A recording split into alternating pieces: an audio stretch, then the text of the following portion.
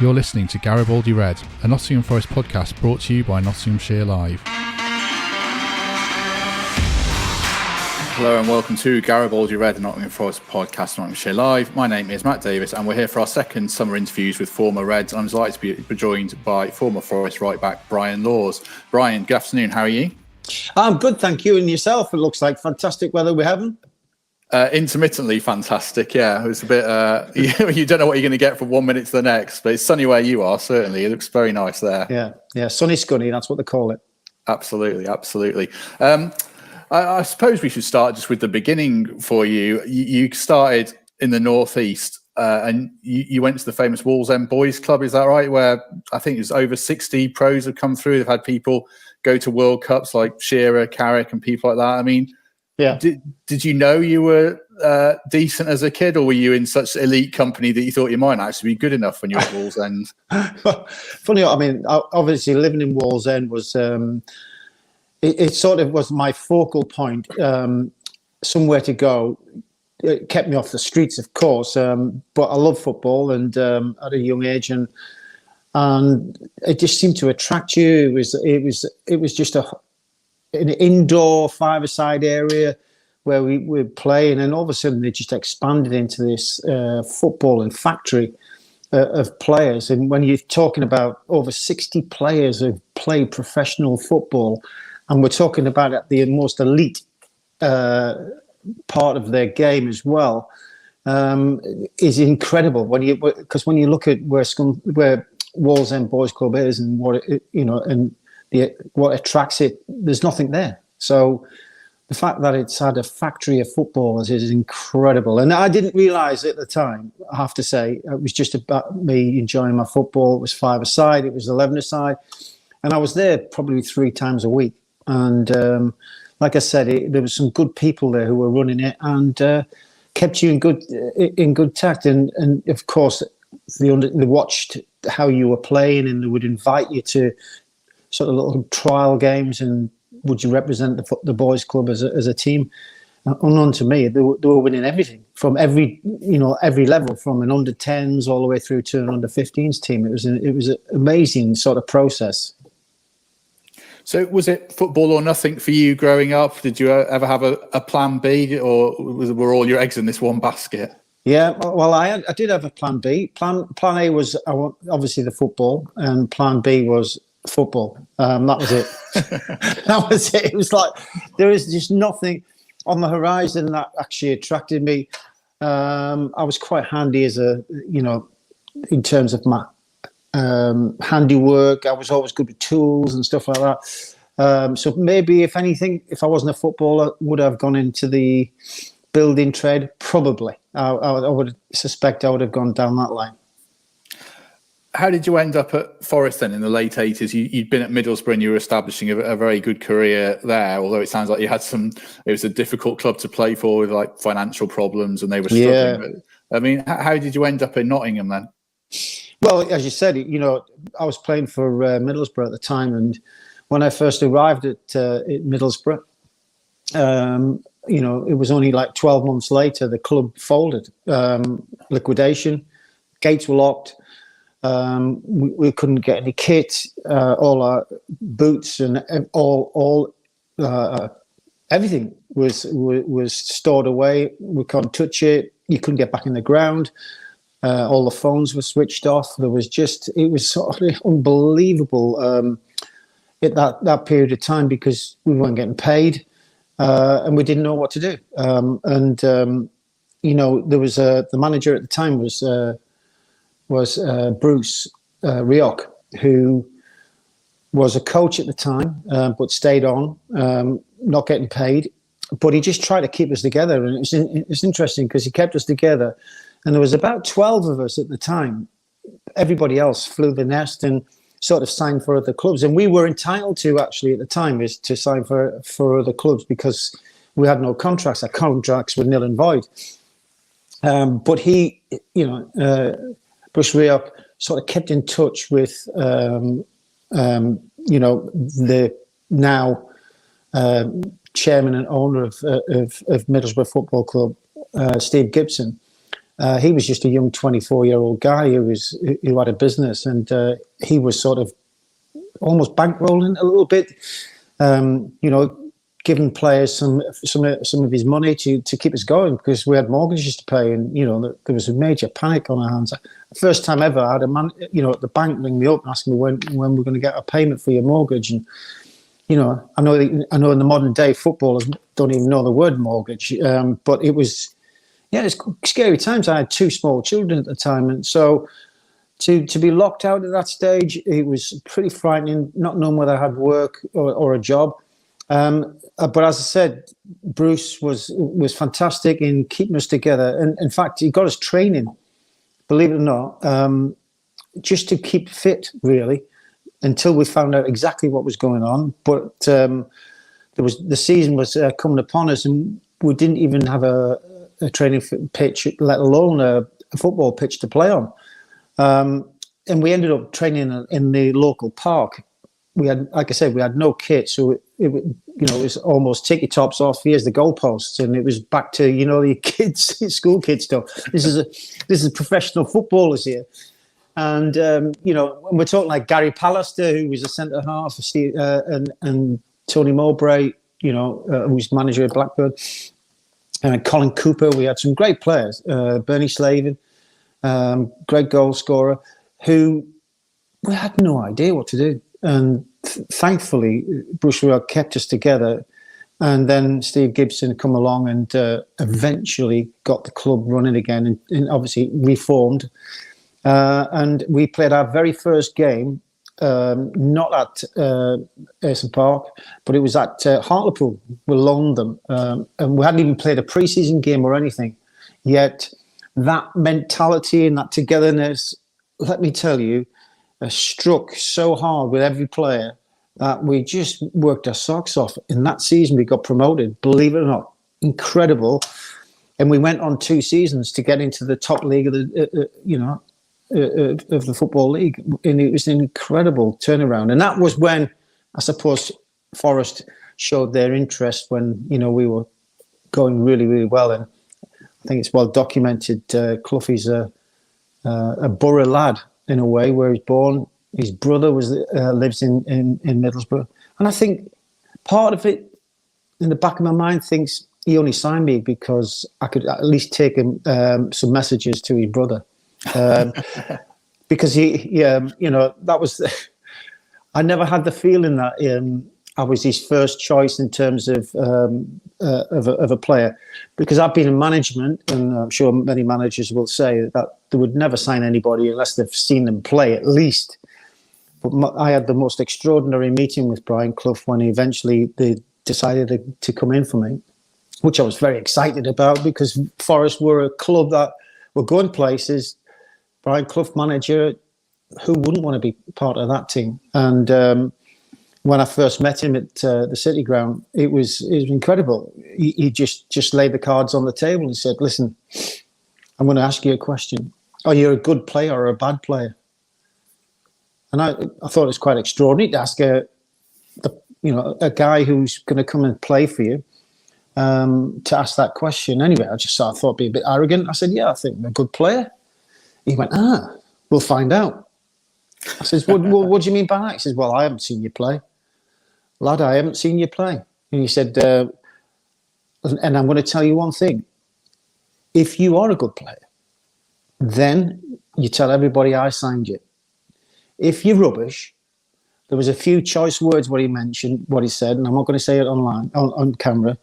So he said, "But if you're not, Ron Fenton signed you. Make sure everybody knows that if you're rubbish." It was like, that was the start of the affair, I suppose, because normally you'd just get up off the chair and walk out, wouldn't you? But it was like, no, I just want to be part of this.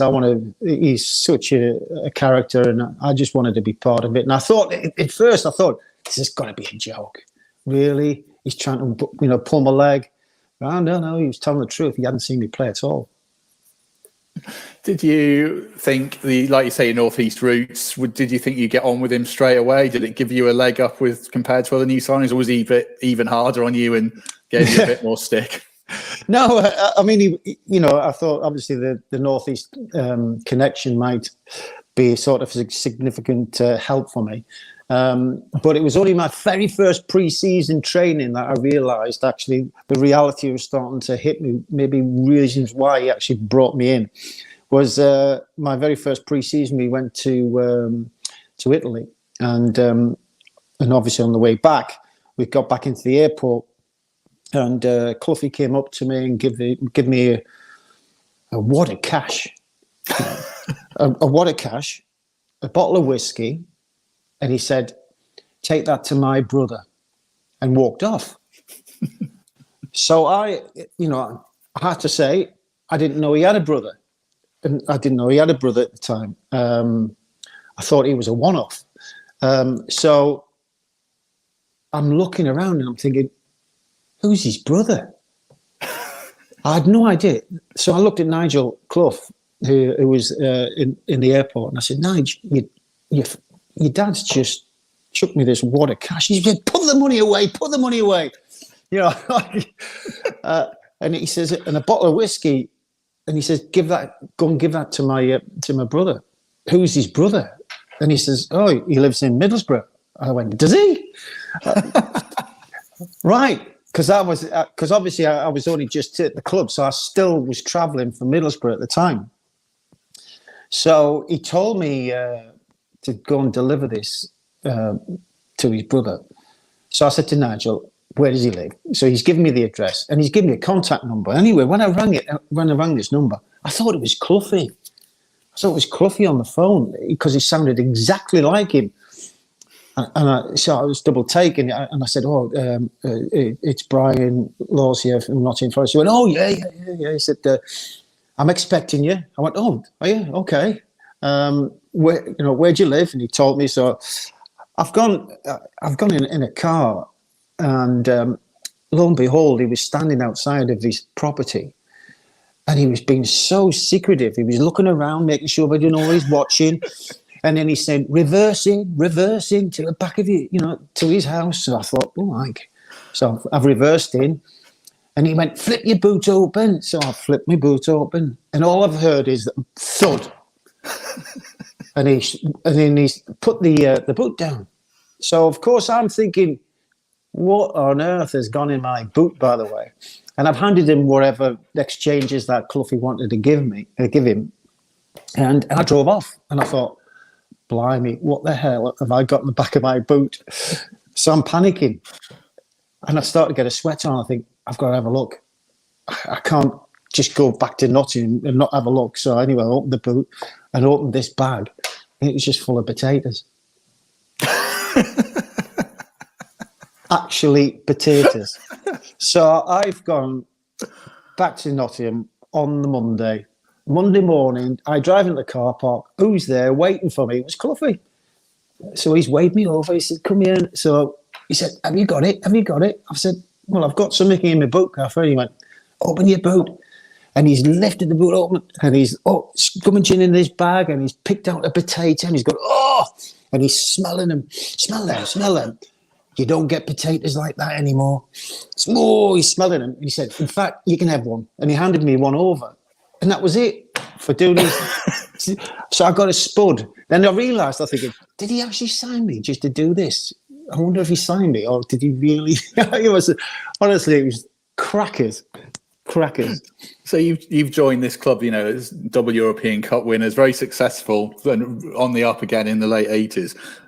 What were you thinking by this point? What was going on around the club? Did you think this isn't what I signed up for then? Well, I wasn't expecting that. I mean, I've been used to managers who are very regimental. They work their socks off. Very team ethic. And yet I walked into Nottingham Forest, and it was very relaxed. And I'm looking around the dressing room, see Stuart Pearce, Neil Webb, Nigel Clough, and I'm going, oh my God, it's like international players here. And yet it was like so relaxed. And pre-season was like a doddle. It was ridiculous. We didn't do anything compared to what I was used to. And I remember on our second day of pre-season training, Stuart Pearce nearly knocked me out. He grabbed a hold of me and said, "What are you doing?" because I was at the front of the, when we were running, and I've been used to just blooming well running. Like top of your game. I want to be the fittest player that Forest have got. So I'm there, at the front, and Piercy halfway around just grabbed hold of me. Who do you think you are? Get back in there. He says, and learn your trade when you come here. We don't do anything like that. I was like, what? I haven't even got broke a sweat yet. So it was a realization of going, I'm going to have to change my game, my whole attitude towards football. And as the weeks went by, I sort of observed what they were doing and started to get back into what they were doing, rather than this regimental thing that I used to do with other football teams. So, God, that was a real shock to me, I have to say. And in the 6 years I'd worked with Cloughy, he never done a training session. He never taught us how to do anything. We never practiced anything. We didn't talk about the opposition. We never practiced corners, free kicks, you name it. It was just five-a-side football. It was ridiculous. So how did it work then? I mean, Clough was, everyone talks about the genius of Clough. What was it then for you when you were there? I wish I could bottle it and I could, because I'll tell you what, I'd make a fortune. I really, I think the bottom line, he just brought in what I would say intelligent footballers, people who knew what they were doing when they had the ball. And I think a lot of these talks were, if you don't know what you're doing on the football field, how the heck do I know what you're doing? So he really wanted players that knew the trade. They knew that, how to pass a ball, keep it simple. He wasn't looking for you to beat six players and think, well, that's great. He would rather you do the simple things and the simple things well. And I think that was one of the things, that the simplicity of the actual game, he just kept it very simple. It was a case of, we keep the ball, the opposition can't score. And that's the way we sort of have that philosophy. And when you've got mixed in with good players who keep that simplicity, it seemed to work. And it did. It worked. It was incredible to be part of, because, like I said, I was like in a coiled spring. I just wanted to run around, and and it was like, no, stand still, wait for the ball, come to you, and you deal with it. And so it's an incredible philosophy, and is one I've never seen before, and it will never be ever repeated again. You went to Wembley so many times there. You won a couple of League Cups. You played in the Full Members Cup as well. Did it ever get a bit kind of second nature to you? Do you ever take that for granted, that success as a team, or not? I did take for granted the fact that we were a good side, that our expectations were bordering on cockiness, I suppose, saying that we are a good side, and that's not a bad thing. I think with Cloughy, you were always had that mentality that, God, we could win something, because we played, attractive football. We were a pleasure to watch. We were a pleasure to referee. I know referees really seen us as in a different light, because we were never back chatty with referees. In fact, if we did, it wasn't the referee giving us a scolding, it was the manager. So it was like, in fact, he would bring you off before the referee did. So, they're just simple lessons, but one that we got a real confidence of going forward, that we always thought we would win cups or be involved in something, and certainly be at the top end of the table. You mentioned referees there. I suppose it's 30 years today since the 1991 Cup final, which you came on in. I should ask you about that, really, in terms of Roger Milford and your memories of that. You got on because Gazza did Gary Charles basically and injured himself. How do you look back on that game now, all these years later? Yeah, I mean, I was gutted, really, I have to say, that I didn't do Gary Charles before Gascoigne did. He nicked my place. Yeah, I mean, that was a sore point. I played in all the games leading up to it, other than the semi-final, because I got injured. And my expectations was I was going to be playing. And to be told the night before that I wasn't playing, not by Cloughy by any chance, typical, isn't it? He didn't come and tell you. We trained on the sort of Friday in London, and Cloughy give Stuart Pearce, our captain, a scrumpled up piece of paper when he got on the bus, and he said, and he unravelled it like a scruffy old piece of paper he had, and he said, "This is the team that's starting. This is with our club captain, not the manager giving us the team." It was the club captain, and he's reading it out. He said, "This is the starting 11, blah, blah, blah," and I'm waiting for my name, and it didn't come out. So I was throwing stuff at Pacey. Went, "Shut up and sit down. You talking rubbish, And he said, and he just held this piece of paper up. "That's what I've been given. If you've got anything to say, go and see the gaffer." So I couldn't wait to find out.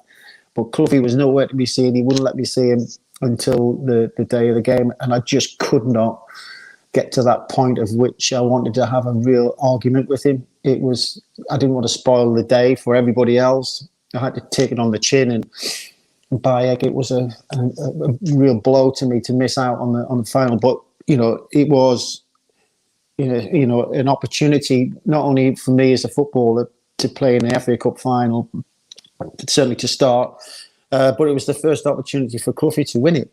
He's won everything else but the FA Cup, and so I actually really wanted to win that for him, or be part of the team that could do it for him. But it just didn't happen on the day, and of course that challenge on, don't get me wrong, Gary Charles, he's a good player, and it's just that rivalry you have. You just don't really, somebody's taking your place. It's the last thing you really want to see. But certainly didn't want him to get injured in the way that he did, particularly off Gascoigne. They both got injured, and to sort of come on doesn't feel the same. And my memories of it isn't great because we lost the game. So all in all, it wasn't a great FA Cup final for me or for the fans, really. It was a real disappointment. Was that kind of a watershed moment for the club? And Brian, do you think did that loss really hurt him and hurt the players going into the next season or two when you really did decline and end up getting relegated? Yeah, I think that was the first. That was one of the, when I look back, maybe not at the time, but when I look back now and I look back at his attitude on the bench, Cloughy, it was this arrogance that we all had. We're expecting to go there and win, and like I said, we didn't talk about their opposition. We didn't practice anything. We just did our normal duties as we would do if it was a league game. But Cloughy's sort of not negative, the fact that he just sat down and really, there was a moment when we needed probably the only time for him to come and give the players a lift on the park when there was a bit of extra time.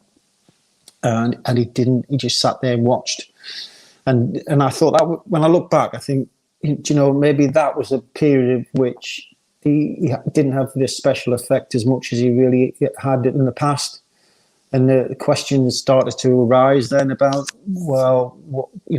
what's happening, and of course the demise of the team after that was incredible. From a team that we're talking about the same players really who have gathered momentum and been at the top end and been in most finals to be, end up relegated.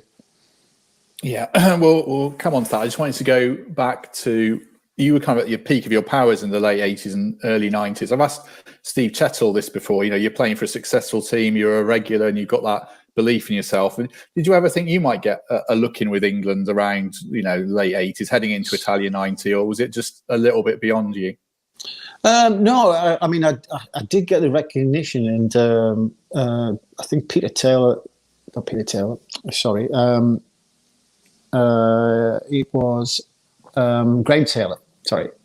Graham Taylor was the manager at the time for England, and he called me and selected me for the England B, and Nigel Clough was included in that squad as well. So we both went down, which I was quite excited about because obviously it gave me an opportunity to maybe fight for a place. And then a few days before that, I was really ill. And I was coughing and spluttering, and gosh, any player, not feeling right would probably pull out. But I didn't want to pull out. Didn't want to miss this opportunity because, as you just mentioned, I wasn't sure I would get another opportunity. So I thought I'm going to go through with this, and I could hardly breathe really. But I chose to take the game in, and it wasn't one of my best games. In fact, I struggled through it, to be honest. And Gray, and I remember Gray coming up to me afterwards and said, "I don't suppose you'll be happy with that performance, will you?" And I said, "No, I feel awful."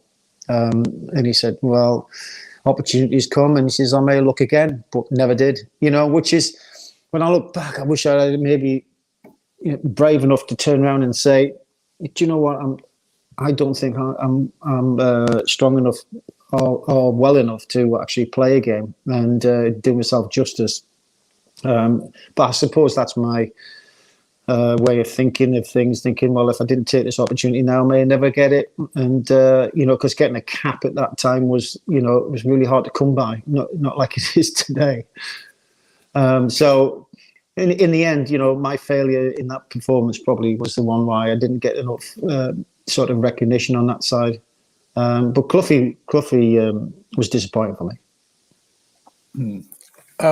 One other thing I wanted to ask you about before we talk about the latter years at Forest was Hillsborough, which is obviously like one of the most horrific days in football, not obviously for Liverpool, but also for you guys, and you were there.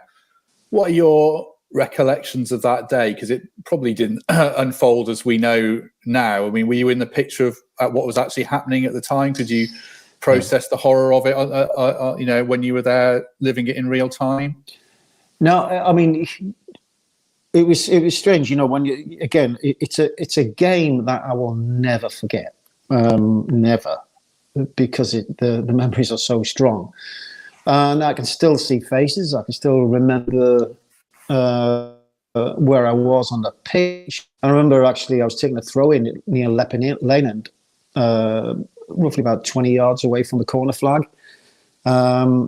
Because the game started so ferociously. The noise of the actual stadium prior to the game was noisy. And the kickoff, it was like deafening noise and a lot of screaming. And at the time, you think it's just the fans obviously are just going nuts for this game. But when I was, like I said, 20 yards away from Lepping Lane End, taking a throw in, and just as I was going to take a throw in, there was people running across, supporters running across me.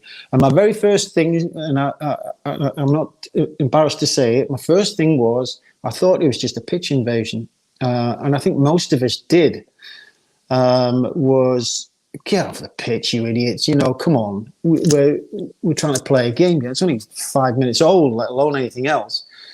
And the referees calling us off because there's so many people running across the pitch, and the noise was so deafening you couldn't really pick out what anybody was saying. So we went across, and of course the Lepping Lane End was dug out, so those who were suffering, you couldn't see them, and all I could see was people coming over the top of the fencing. So that was my very first and immediate thoughts. And when we got into the dressing room, the manager said at the time, "Relax, get your feet out, calm down."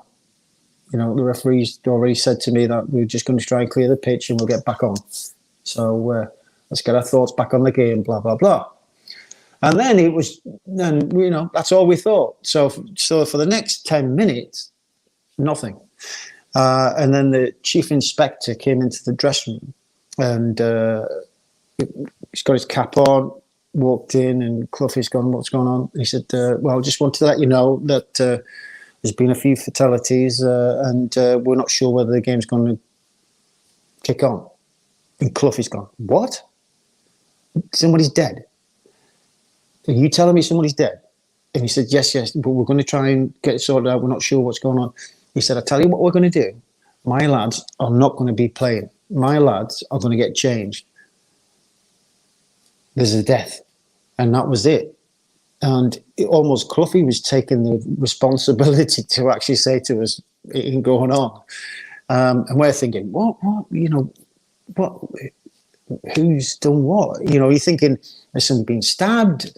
Have no idea really what the initial thing was. And it was only then that we'd heard there was like loads of bodies lying on the actual, on the pitch.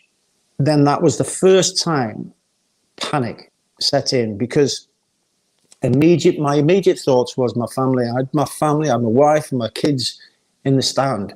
I had no idea it was all about Lepping Lane at that time. None of us did. So we all panicked, we all got changed, and we just wanted to find our family as quickly as we possibly could. But it was the most eeriest thing I've ever seen. Walking down the tunnel to still a fullish stadium, but it was just a matter of silence, and everything was like in slow motion. It was just horrific. We didn't have mobile phones. So you can imagine we couldn't make contact with the family members. So we had no idea where this was coming from. But once there was a relief to know, your family's okay. But then the reality of what actually has happened was just enormous. And like I said, it's the cruelest thing I've ever seen in football, and the most damaging. And my heart goes out to the Liverpool supporters and families who have lost their children, grandchildren, and fathers that were there. It's just awful. And my respects. Every year that goes by, and it's celebrated, or recognised, I'm certainly thinking and looking back on those times, and I'm sure all the players are like that. Yeah, I don't want to pry too deeply, but how do you deal with it as a group? I mean, there's no psychiatrists, and it's a different world back then. I mean, did you have to rally together and help each other cope with it? It's because people forget footballers are only human, especially today, but at any point in time, don't they? Yeah, I mean, we didn't have psychologists or that kind of support package to help us through those things. It was we had to deal with it ourselves. We had a couple of days off just to get our heads around it. There was a bit of silence about it, really. We just gathered in the information that we started to show and how it was unraveling, and we're sort of making our own thoughts of it. But it was the sort of semi-finals of an FA Cup is something that you get. We'll play it again, but at the time we thought, this is just going to be done. There's no way we could play football. Not now. Not after that. The fact that it did go ahead was an incredible thing, but one that we never ever thought in our minds that actually who's going to come out winner on this. Certainly, Forest would never be seen as a team that was wanted to win the actual replay.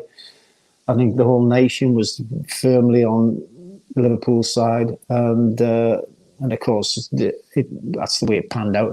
In the end, we didn't deliberately go out to lose the game by any stretch of imagination. But even Cloughy was a one for saying, unfortunately, we're going to be the losers in this one. How was that incident with John Aldridge viewed? That he ruffled your hair after you scored an own goal, and it was such a weird game. I mean, how did that pass off? And do you speak to him now, John Aldridge? Is it something you can? I do. On? Yeah.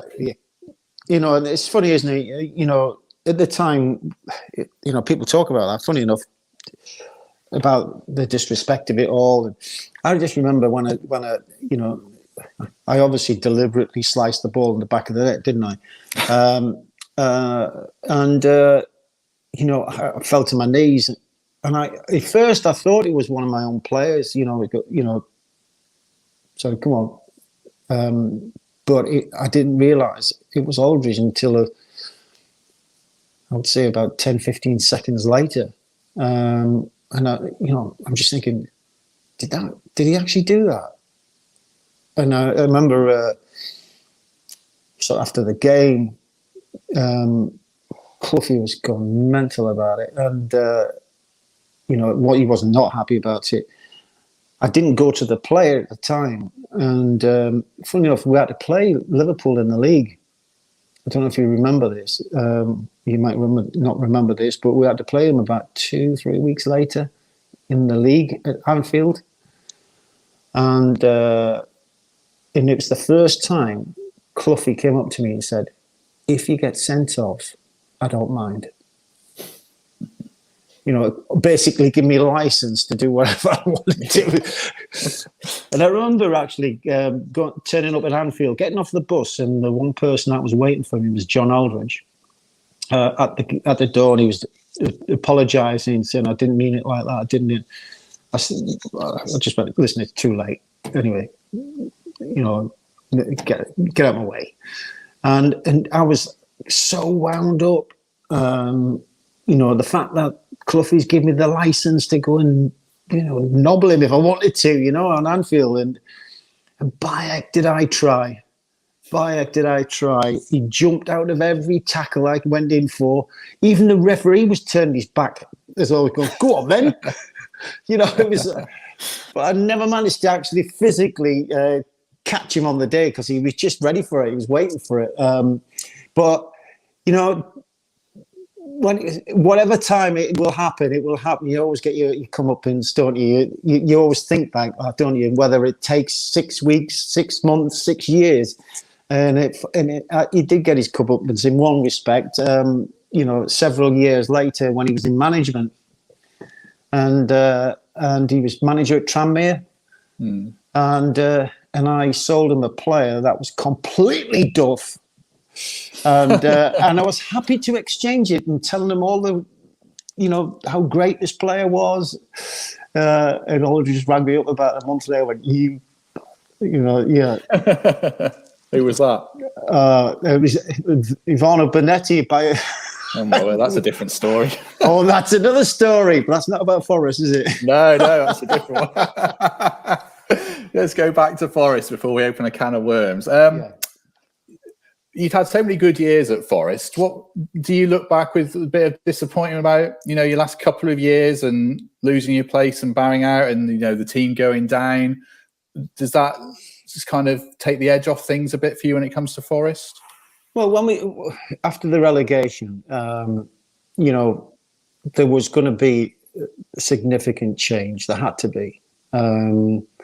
Because, when we talked, I talked earlier about how we trained and what was our philosophy and how we approach games, and it would never change for years, for decades. That's the way Cloughy was. That's the way we approached it. Training was very minimal, but the game changed when the back pass rule came in, and the law change came into effect, where we couldn't slow the game down. When you could easily pass the ball back to the goalkeeper, and the goalkeeper could pick it up, and therefore he could throw it back out again, and then he can get it back, and we can catch our breath and then go and counter-attack again. Whereas the law change, you couldn't do that. In fact, if he did pass it back to the goalkeeper, he couldn't pick it up. He had to kick it. And this is where a lot of things happened. First of all, the goalkeeper had to be good with his feet, which was not one of the main attributes of a goalkeeper that you'd be looking at. But he had to be good with his feet, good with his kicking. But you also had to be good and be able to control the ball and all those aspects that were never questioned before. And the game was never going to slow down because it was the ball was always in play, so it never went out. It was always in play, and therefore teams prepared for it.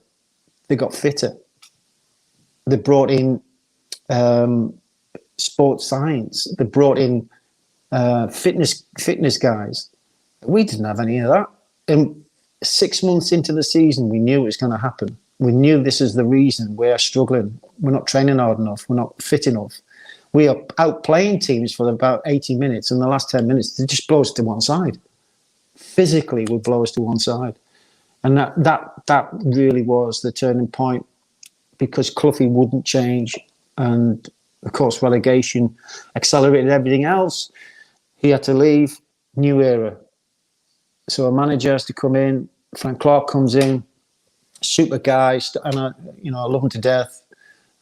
He came in and he wore a pair of shoes he had to fill, by the way. So he had to start again, and he had to recognise what went wrong and get players fitter, younger, stronger, to match the athleticism of all the other teams. And of course, that's when cogs start going. You think, I'm going to have to start maybe thinking about my future and what's my next step, because I still had 2 years left of my contract, and I didn't want to see it frazzle out to nothing. I worked too hard for that, so my decision was then to look at other avenues. And strange enough, Grimsby Town was looking for a manager, and I was fortunate enough to get an interview first of all, after I'd taken my coaching badges, and it sparked my career into management and coaching. So in a way, it was the right time for me to leave, but I wanted to be part of the rebuild to get us back into the Premier League for Forest, but I had to make a choice, and I thought that in the end I did make the right choice, because I've had a great career in management as well. How much do you think the game's evolved then in the last 30 years since you've been in management, and then more recently watching Forest, most weeks for Radio Nottingham? Is it a totally different sport now? Yeah, I mean, listen, if I was in my capacity as a player playing in the current day now, I don't think I could earn a living. I'd be sent off, because my main attributes were, I give it my all, and I will wear my heart on my sleeve, and I'll go crunching tackles. I'll go and I'll go and hunt the ball to win it. It's non-existent now. The change that I've seen over the decades, particularly in management, and now obviously watching on the side, is the game is now, you've got to be fit, super fit. Athlete, you've got to be an athlete. If I had the knowledge what these current players have, I wish I had it given to me, because I wouldn't abuse it. I would have taken it with both hands and been the fittest possible player, and at the right things, done all the right things, and prolong my career. I mean, as it stands now, I could play until I'm in my 40s. Nobody tackles you anymore. You can stand off and you can just pass it around. It's just, there's no contact. It's extremely annoying to watch. How do you view Forest these days then? You watch them for Radio Nottingham. You spoke earlier about players who knew their jobs, a confidence, an arrogance, a style. Those strike me as all the things that Forest haven't really had over the last few years. I mean, how do you see them when you watch them now from the stands? Yeah, I mean, listen, I think would you class it as an identity? Forest had an identity under Cloughy.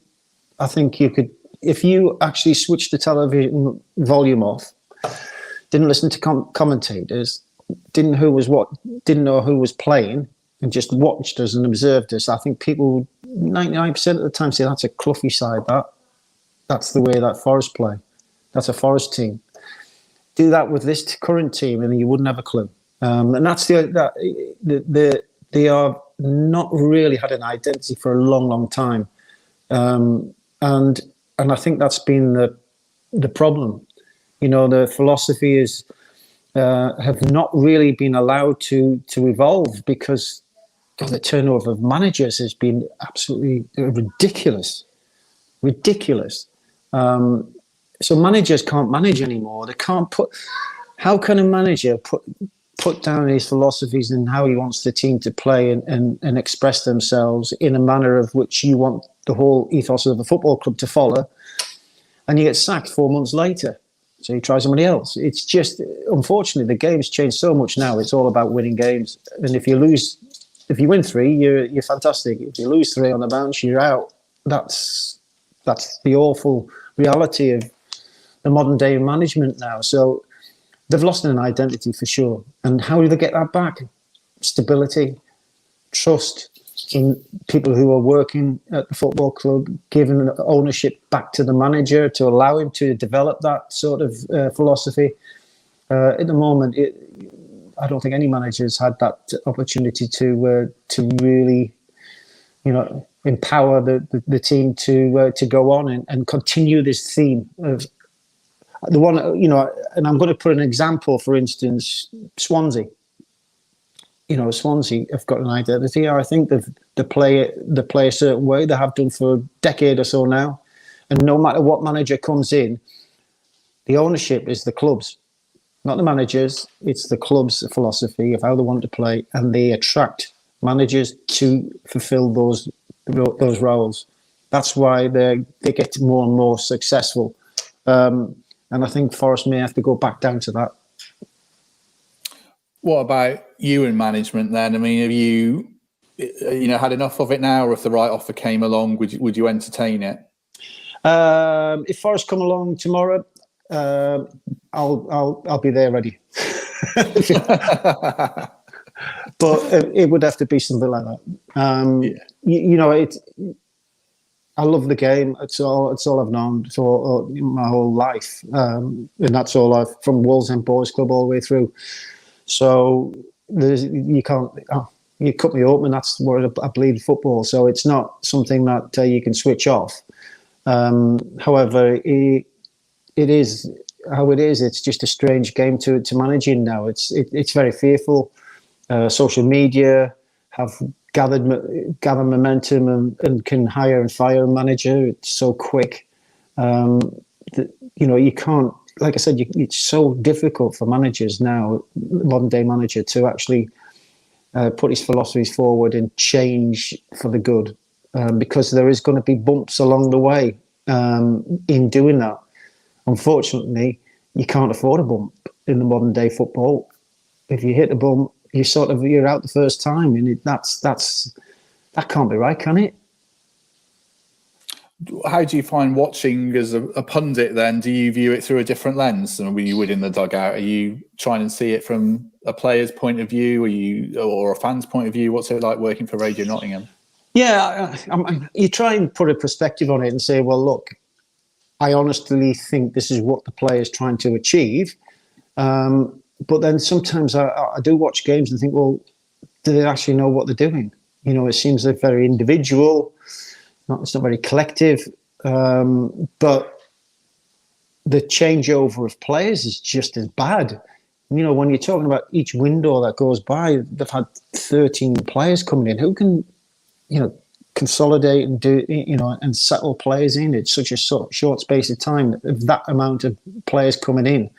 When you're talking foreign players to try and settle into Nottingham and the English way, it's so hard to hit the ground running with that many turnover, and recruitment has to be absolutely spot on to allow you to do that. Absolutely spot on. So it's been very, very So I'm more critical of the off field rather than the on field. I sympathise with the on field, sympathise with the manager, because he can only play with what he's got. So, just lastly, then, if you were to go back to being the boy growing up in the northeast in the 60s and 70s, can you believe the life you've had in football? Would you have done anything differently? I wouldn't change a thing, other than I might grab a hold of that FA Cup piece of paper that Piercy had, and I'd like to change that. Yeah. That's my only thing, because I would definitely have had a rubber, and I'd be rubbing out Charles's name. Oh dear. Well, Brian, it's been a great pleasure to have you on. You've got some fantastic stories that I think listeners will definitely have enjoyed, and we appreciate your work on Radio Nottingham. We'll be back next week with probably Gary Mills, I think, is the next one, who you might well know through the game, I do. Brian. So that should be a good one as well. Thanks very much for everyone who watched along. Thank you for listening to Garibaldi Red, a Nottingham Forest podcast. If you enjoyed today's episode, then please let us know. We love hearing your feedback. We'll be back soon with another episode. Thanks for listening.